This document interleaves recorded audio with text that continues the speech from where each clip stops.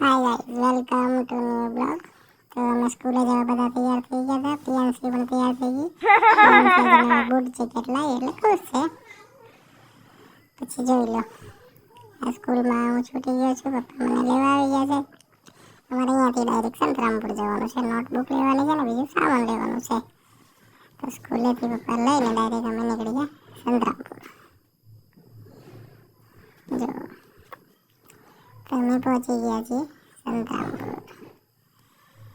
સંતરામપુર બસ સ્ટેશનની સામે જ આવેલું છે કલ્પના સ્ટોર, ત્યાંથી અમારે લેવાની હતી નોટબુક।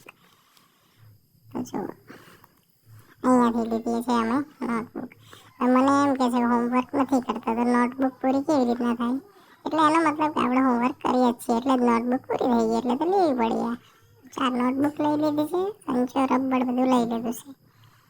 ત્યારબાદ અમે જતા રહ્યા બજારમાં। પછી અમે જતા રહ્યા છીએ બજારમાં, પણ પહેલાં શાકભાજી લેતા પહેલાં મારે ખાવાની હતી ચટણી પૂરી, એટલે મેં પપ્પાને કીધું મને ચટણી પૂરી ખવડાવી દો। તો જો ચટણી પૂરી ખાવા છીએ।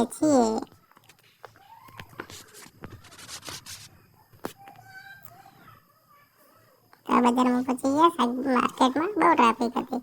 તો સામે દેખાય છે આશાપુરા કોમ્પ્યુટર, એ અમારું ગામનું કોમ્પ્યુટર છે, મહેશભાઈ બારિયાનું છે। તો જો ચટણી પૂરી બનાવડાવી દીધી છે, તો દાદા બનાવે છે ચટણી પૂરી અને હું અહીંયાથી જ ખાઉં છું, મને મજા આવે છે આ ચટણી પૂરી ખાવાની। જો મસ્ત બનાવી દીધી ચટણી પૂરી। તો પછી ત્યાંથી અમે રિટર્ન થઈ ગયા છીએ સામાન લેવા માટે।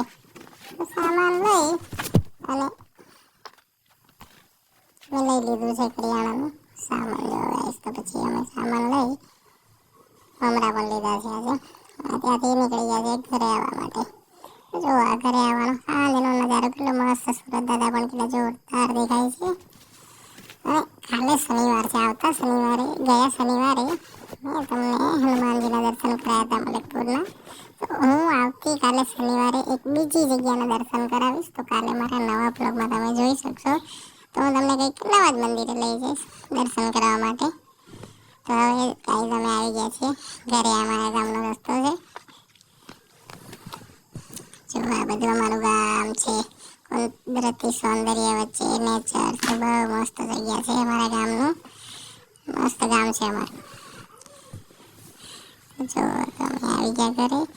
શાકભાજીમાં અમે શું લાવ્યા હતા એ હવે જોઈ લેજો। અમે વાલણ લાવ્યા હતા અને મેથીની ભાજી, તો મેથીની ભાજી તો મેં એને બનાવી લીધી છે।